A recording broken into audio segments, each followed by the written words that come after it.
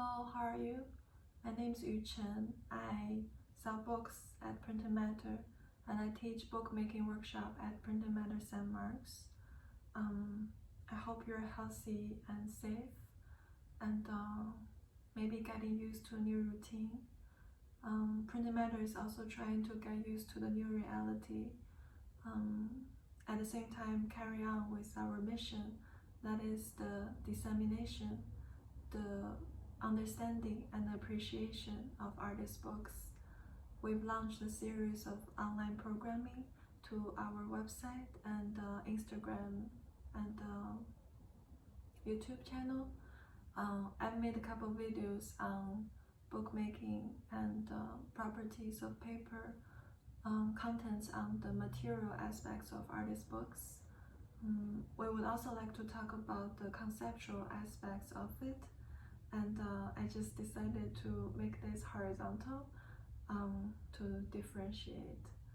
I want to start this conversation with Sol LeWitt, an artist known for his practice and articulation on conceptualism. He made sculptures, drawings, books. He was responsible for the legitimacy of book form as the art form in itself. He was nonetheless one of the founders of Printed Matter. I am actually physically very close to a major collection of Sol LeWitt's wall drawings. It's in that direction, but there's a locked door between us. Because my current studio is within Masmoka, I came here in mid-March for a residency. After my arrival and before the closure of everything, there were 2 days. So I took 2 really quick walks through of the entire collection and grabbed all the brochures. It's a really impressive collection of 105 large-scale wall drawings of Sol LeWitt, spanning his career from 1969 to 2007. And it was created by a team of 62 people, including senior draft person who assisted him for years, as well as local artists and students, interns. So these drawings were made following Sol LeWitt's instruction. Here I want to read to you a piece of the instruction. I think it can give us a better idea of how it works. Also, the writing is so stylish.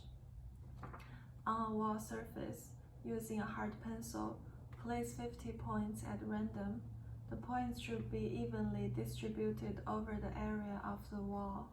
All of the points should be connected by straight lines. So Sol LeWitt made the instruction and he didn't make the drawing.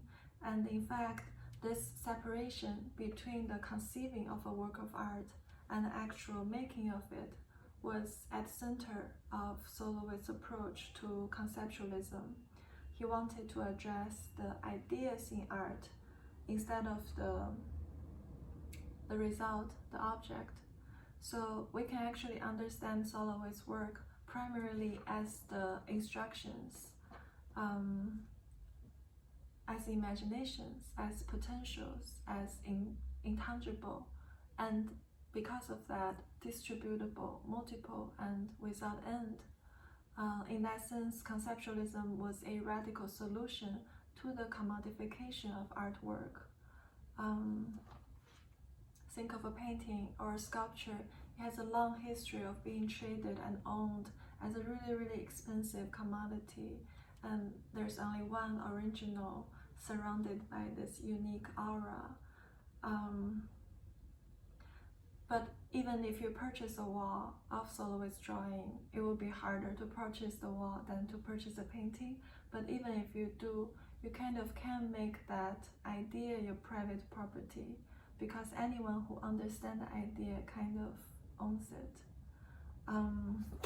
It is important to contextualize conceptualism in the time and space where it originated from, and in turn embedded fully. That was the United States of the 60s. So that was a time and space of civil rights movement, of women's liberation, of Vietnam, of counterculture.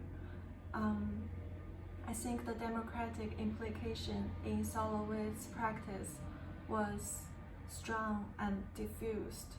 It was through involving other hands, involving other eyes, other individuals to this traditionally mystified process of art making, about one hand, one ego, and one genius. Instead, Sol LeWitt welcomed variables,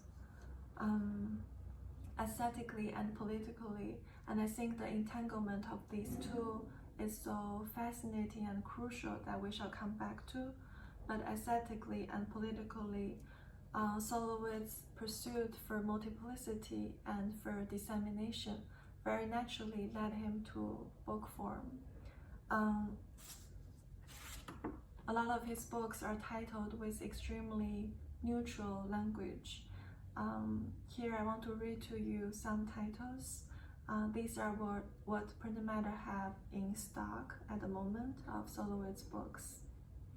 Grids, cube, 4 basic kinds of straight lines, isometric drawings, the location of straight, non-straight, and broken lines, and other combinations, squares with sides and corners torn off, all combinations of arcs from 4 corners, arcs from 4 sides, sunrise and sunset at Praiano, straight lines, not straight lines, and broken lines, white lines on black wall.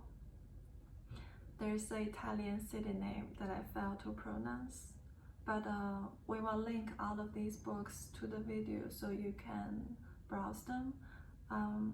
These are all truly delightful artist books that I wish I could show you right now, but they're a bit fragile and we don't feel comfortable shipping them back and forth. You're also welcome to stop by in our store in Chelsea someday. But I do have one book in hand that I can show you. It's a facsimile reprint co-published by Print Matter and Primary Information in 2019 on the occasion of an exhibition in store actually on Sol LeWitt's titled Books as Structure. So this is a really affordable version. It's only $16. It's titled 4 Basic Kinds of Lines and Colors. So here are the 4 basic lines. That's vertical, horizontal, diagonal this way, and diagonal this way. And these are the combinations. 4 colors are yellow, black, red, and blue. And these are the combinations. And that's the book.